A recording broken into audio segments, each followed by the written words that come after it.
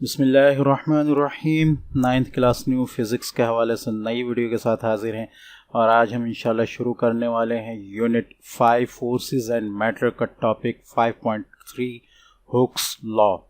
इससे पहले हम ये डिस्कस कर चुके हैं कि सॉलिड्स के अंदर मैटर के अंदर ये क्वालिटी होती है, ये खुसूसियत होती है कि जब उसको स्ट्रेस किया जाए, ख़ास तौर पर जब वो सॉलिड हो तो वो अपनी पोजीशन जो है, अपनी जो प्रीवियस पोजीशन है, प्रीवियस शेप है, उसको रीगेन करने की कोशिश करता है। ठीक है, उसको हम ख़ास तौर पे हमने इसको स्प्रिंग में देखा था कि हम उस पर लोड डाल रहे थे और वो जो है उसके अंदर जो है वो स्ट्रेच होता जा रहा था, उसके अंदर एक्सटेंशन यानी मज़ीद उसके जो है लेंथ एक्सटेंड होती जा रही थी। लेकिन जब हम इस वेट को हटाते हैं तो ये अपनी पोजीशन रीगेन कर लेता है। ठीक है, तो ये सॉलिड्स के अंदर ये खुसूसियत होती है, लेकिन ये खुसूसियत एक ख़ास हद तक होती है जो कि उनकी इलास्टिक लिमिट कहलाती है या इलास्टिसिटी कहलाती है। हमने यहाँ देखा था कि जब हमने स्प्रिंग पर जो है लोड डाला तो एक ख़ास हद तक एक यूनिफॉर्म तरीके से वो जो है बढ़ती रही, लेकिन जब वो यूनिफॉर्म जो लेंथ है, यूनिफॉर्म एक्सटेंशन जैसे ही ख़त्म हुई तो हमने कहा यहाँ उसकी इलास्टिक लिमिट या इलास्टिसिटी ख़त्म हो गई है, अब ये डिफॉर्म हो गई है, अपनी प्रीवियस पोजीशन वापस नहीं ले सकती। तो इसको मज़ीद वाज़े किया है हुक्स लॉ ने। रॉबर्ट हुक एक इंग्लिश साइंटिस्ट था जिसने सबसे पहले ये बात बताई मैथमेटिकल तरीके से कि स्ट्रेच ख़ासतौर पर स्प्रिंग के ज़रिए कि जब किसी चीज़ पर, किसी भी चीज़ पर फोर्स अप्लाई की जाए, और या हम इसको यहाँ देख लेते हैं इसके डेफिनेशन के साथ, विद इन इलास्टिक लिमिट। अच्छा, इलास्टिक लिमिट का डिस्कशन ज़रूरी है क्योंकि ये उस वक्त तक ये लॉ काम करेगा जब तक चीज़ की इलास्टिक लिमिट है। जैसे इलास्टिक लिमिट से एक्सीड करेगी ये वेट एक्सीड करेगा तो फिर ये लॉ काम नहीं करेगा, इसलिए कि उसके बाद चीज़ जो है, कोई भी चीज़ सॉलिड जो भी है, वो डिफॉर्म हो जाएगा, वो अपनी वापस पोजीशन पर नहीं आएगा। ठीक है, विद इन इलास्टिक लिमिट, जब तक इलास्टिक लिमिट है, चीज़ की इलास्टिसिटी की जो लिमिट है उस तक the displacement produced in the spring is directly proportional to the force applied. Spring के अंदर जो फोर्स अप्लाई हो रही है और उसके अंदर जो डिस्प्लेसमेंट हो रही है यानी मज़ीद एक्सटेंशन हो रही है, तो वो इस एक्सटेंशन उस फोर्स से डायरेक्टली प्रोपोर्शनल है। यानी कि जितनी ज़्यादा फोर्स बढ़ेगी उतनी ही ज़्यादा उसके अंदर एक्सटेंशन होगी। इसको दूसरी ज़बान में हम ये भी कह सकते हैं कि जितना किसी भी चीज़ पर, वो स्प्रिंग हो या कोई भी चीज़ हो, स्ट्रेस डाला जाएगा उतना ही इसके अंदर स्ट्रेन होगा। ठीक है, तो फोर्स को हम स्ट्रेस कह सकते हैं, इसको ख़ास तौर पे स्ट्रेस और स्ट्रेन के ज़रिए भी हुक्स ने जो है वो डिस्क्राइब किया है, तो हम उसको भी डिस्कस कर लेते हैं कि फोर्स स्ट्रेस है और उसके अंदर जो एक्सटेंशन हो रही है वो स्ट्रेन है। तो फोर्स उस डिस्प्लेसमेंट के या उस एक्सटेंशन के या स्ट्रेस उस स्ट्रेन के डायरेक्टली प्रोपोर्शनल होगा। ठीक है, यानी जितनी ज़्यादा फोर्स बढ़ेगी ख़ासतौर पे स्प्रिंग के अंदर, उतनी ही ज़्यादा एक्सटेंशन होती जाएगी।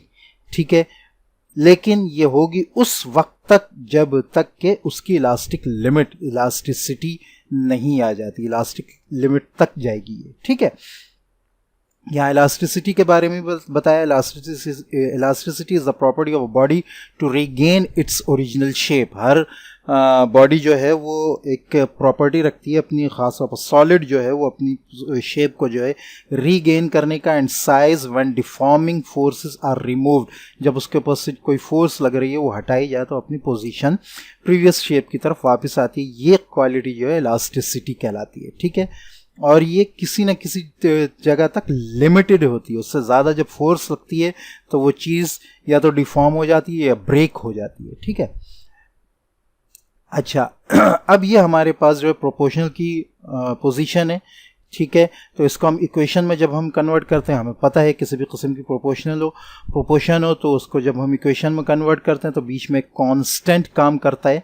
ठीक है, तो यहाँ पर हमने वो कांस्टेंट लगाकर इसको इक्वेशन में कन्वर्ट कर लिया है। F इज इक्वल टू के एक्स। यहाँ के जो है वो बताया गया है कि वर के is spring constant. Spring constant से मुराद ये कि वो उतनी ताकत जब तक वो अपनी शेप को, जहाँ तक वो अपनी शेप को रीगेन कर सकता है, कोई भी सॉलिड, खासतौर पे यहाँ हम स्प्रिंग की बात कर रहे हैं, ठीक है। तो हुक्स का जो लॉ है, ये ऑल काइंड्स ऑफ डिफॉर्मेशन, किसी भी किस्म की डिफॉर्मेशन हो, देखिए हमने यहाँ जो बात की है वो बात की है हमने स्प्रिंग की, ठीक है। स्प्रिंग की बात की है कि स्प्रिंग के अंदर जो डिस्प्लेसमेंट हो रही है या एक्सटेंशन हो रही है वो उसकी फोर्स से डायरेक्टली अप्लाइड है, ठीक है। लेकिन यहाँ इन्होंने कहा कि हुक्स लॉ जो है एप्लीकेबल है ऑल काइंड्स ऑफ डिफॉर्मेशन। ये उस वक्त होगा जब हम यहाँ इस फोर्स को जो है वो कहेंगे स्ट्रेस, ठीक है। ये आपकी बुक में इस चीज़ का जिक्र नहीं है, लेकिन आमतौर पर इसको इन चीज़ों से ही कहा जाता है, ठीक है। स्ट्रेस का मतलब किसी भी किस्म की फोर्स लगाना, स्ट्रेन जो है वो यानी चेंज इन लेंथ, खिंचाव, ठीक है, वगैरह। तो ये चीज़ें, ये जब हम इसको स्ट्रेस और स्ट्रेन कहेंगे तो ये ऑल काइंड ऑफ डिफॉर्मेशन और all kind of matter, I solid, liquid या गैस, सब पर आ जाएगा। यहाँ तो सिर्फ ऊपर हमने स्प्रिंग की बात की थी, लेकिन जब हम इसको स्ट्रेस और स्ट्रेन से करेंगे तो फिर ये तमाम किस्म के मैटर पर ये अप्लाई होने लगेगा। लेकिन ये अप्लाई होता है सर्टेन लिमिट तक, जब तक के लिमिट हो।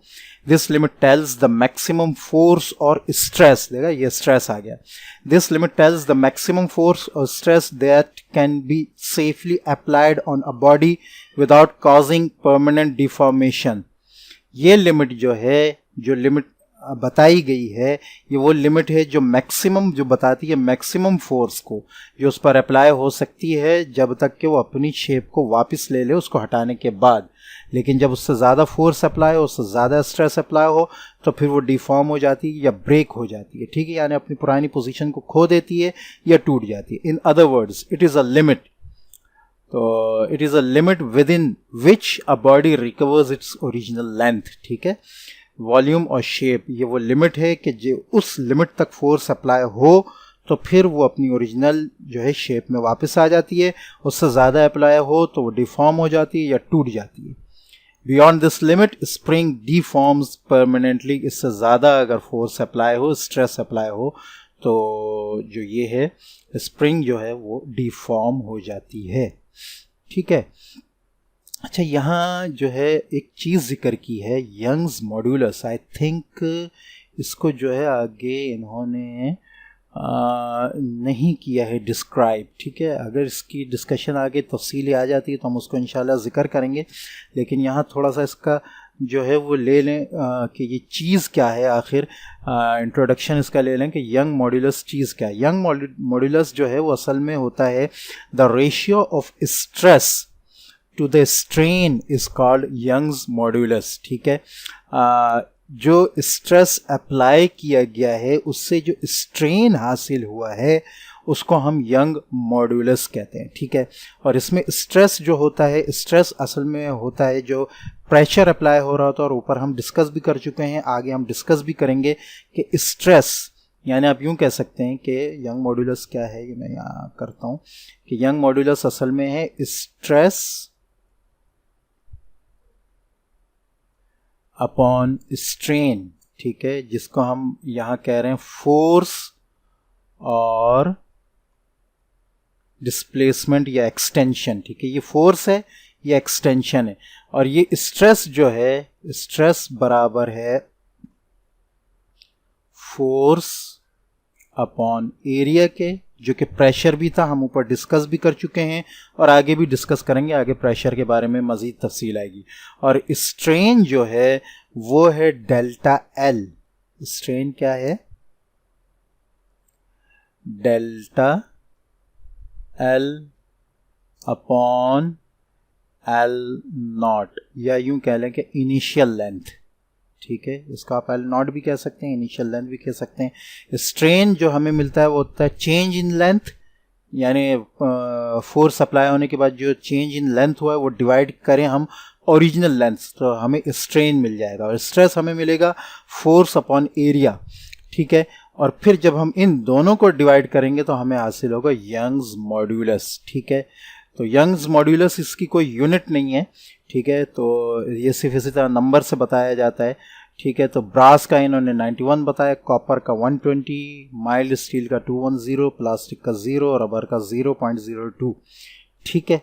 तो इससे हमें जाहिर होता है कि किसी भी चीज़ की जो है वो लिमिट, इलास्टिक लिमिट जिस पर वो अपनी पोजीशन को वापस लेकर आ जाए वो कितनी होती है, ठीक है। नेक्स्ट जो हमारा टॉपिक है यहाँ पे है वो है प्रेशर। अच्छा, प्रेशर आ भी गया है, ठीक है।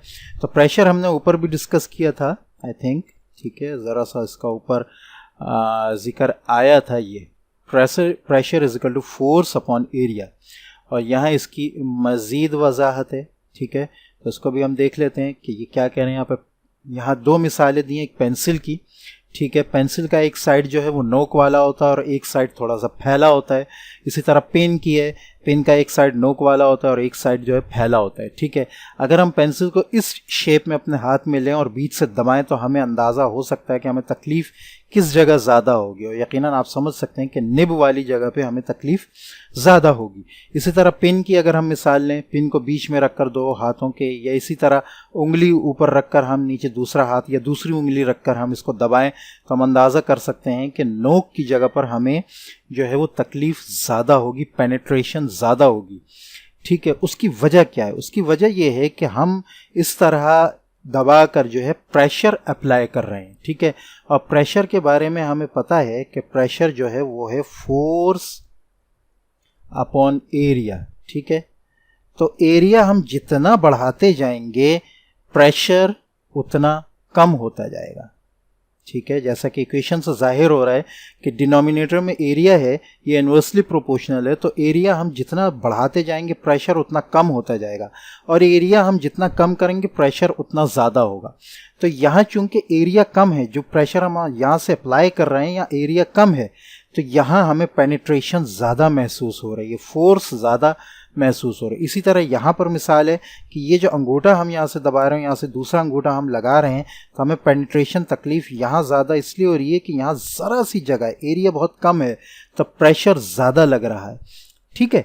तो जितना एरिया कम होगा प्रेशर उतना ही ज़्यादा होगा, ठीक है। यही बात यहाँ पे बताइए। Press a pencil from its ends between the palms, अपने हाथों के दरमियान पेंसिल को इसी तरह दबाएं जैसे कि फिगर में।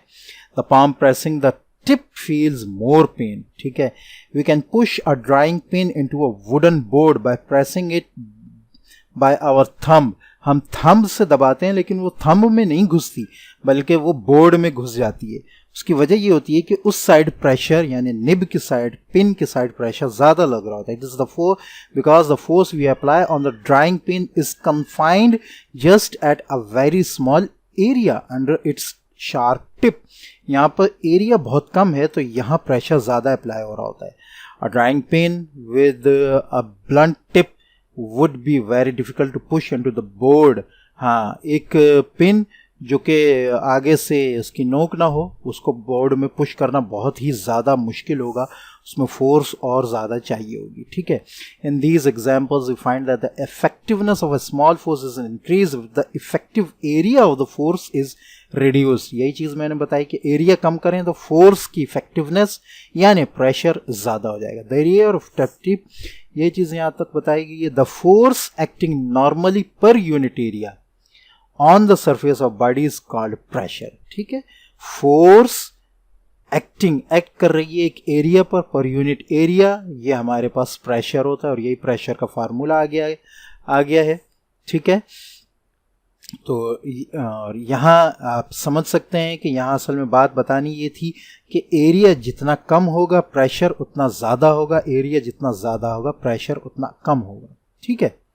आगे बताया हाउ टू कैलकुलेट प्रेशर को कैलकुलेट करने का हम यहाँ फार्मूला देख भी चुके हैं। यही चीज़ नीचे मजीद वजाहत से बताइए। F is the magnitude of the force, F जो है वो मिकदार है फोर्स की exerted perpendicular to a given surface of area A, area पर सीधी अप्लाई हो रही है। Then the pressure P equals to the force divided by the area, वही चीज़ है जो ऊपर बताया गया है, ठीक है। As a force is measured in newtons, force जो है वो न्यूटन में है, एरिया हमें पता है स्क्वायर मीटर में है। Therefore SI unit of pressure is newton per metre square, ठीक है। It is also known as pascal. ठीक है, ये याद रखना है कि इसकी यूनिट पास्कल भी कहलाती है और न्यूटन पर मीटर स्क्वायर भी कहलाती है। आगे मज़ीद मिसालें दी हैं इसकी कि कहाँ हमें लो प्रेशर मिल रहा होता है, कहाँ हाई प्रेशर मिल रहा होता है।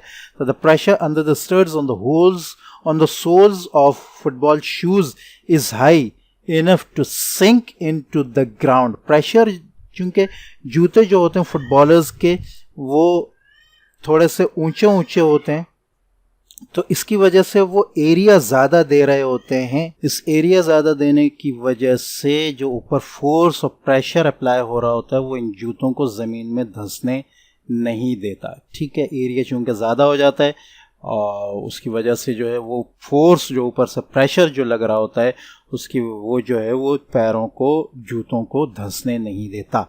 आइस स्केट्स जो हैं, जो आइस पे जो स्केटिंग करते हैं, उनके जो ब्लेड्स होते हैं उसमें जो है निचला पार्ट जो है वो बिल्कुल बारीक सा बनाया होता है। उससे क्या होता है कि ऊपर जो आदमी स्केटिंग कर रहा होता है उसका जो पूरा वज़न है जब उस पर पड़ता है तो वो बिल्कुल पतली जगह होती है, जिसकी वजह से प्रेशर ज़्यादा बनता है। एरिया कम होता है, प्रेशर ज़्यादा बनता है। वो प्रेशर जो है बर्फ़ के अंदर पेनिट्रेट कर जाता है। ठीक है, बर्फ़ के अंदर जब वो पेनिट्रेट करता है तो उसको मेल्ट कर देता है, जिसकी वजह से पानी जो उसका कहना चाहिए स्केटिंग करने वाले का जो वो ब्लेड है जिस पर वो चल रहा होता है वो पानी में हो जाता है। वो पानी में जाने की वजह से उसको जो है वो पानी में लुब्रिकेशन मिलती है और वो आसानी से उस पर स्केटिंग करता है। ठीक है, अच्छा, as the skate moves on the water refreezes, वो जैसे ही आगे निकलता है पीछे पानी दोबारा ठंडा हो जाता है। उस प्रेशर से वो प्रेशर ज़्यादा बनता है एक पतले से ब्लेड की वजह से, क्योंकि वहाँ एरिया कम हो जाता है। अगर वो इस तरह ना करें तो ये स्केटिंग करने वाला जो है वो स्लिप हो सकता है। ठीक है, ऑन वेरी कूल डेज, बहुत ठंडे दिनों का बताया कि प्रेशर जो है वो इतना नहीं बनता तो स्केटिंग जो है वो बहुत ज़्यादा इम्पॉसिबल हो जाती है। बर्फ़ बहुत ज़्यादा सख्त हो चुकी होती है तो बर्फ़ पे नहीं चला जा सकता। ठीक है, एलिफेंट की मिसाल दी कि उसके सोल्स जो हैं वो ब्रॉड होते हैं, फैले हुए होते हैं। इससे फ़ायदा ये होता है कि हाथी जो है जिसका उसके पैरों का जो प्रेशर ज़मीन के ऊपर जो बन रहा होता है वो कम से कम बनता है। ठीक है, wide shoulder pads of school bag, हाँ, स्कूल के जो बैग्स होते हैं वो पतले नहीं होते। अगर वो पतले हों तो वो कंधों को जो है बहुत ज़्यादा दर्द देने लगते हैं, और अगर वो फैले हुए हों तो वो कंधों पर ज़्यादा प्रेशर नहीं डालते। उसकी वजह ये होती है कि फैले होंगे तो उनका एरिया जो है वो बढ़ जाता है, जिसकी वजह से प्रेशर कम हो जाता है। लेकिन अगर वो पतले हों तो वो कंधों को ज़्यादा दर्द देने लगते हैं, क्योंकि एक ही जगह सारा प्रेशर बनने लगता है। तो आज हमने इंशाल्लाह हुक्स लॉ और प्रेशर को जो है वो तफसील से डिस्कस कर लिया। नेक्स्ट हमारा टॉपिक होगा वो प्रेशर एंड फ्लूइड्स है। उसके बाद आई थिंक फैक्टर्स भी हैं इसके और पास्कल्स लॉ भी है। ठीक है, इंशाल्लाह मिलते हैं नेक्स्ट वीडियो में। तब तक के लिए इजाज़त। अस्सलामु अलैकुम व रहमतुल्लाहि व बरकातहू।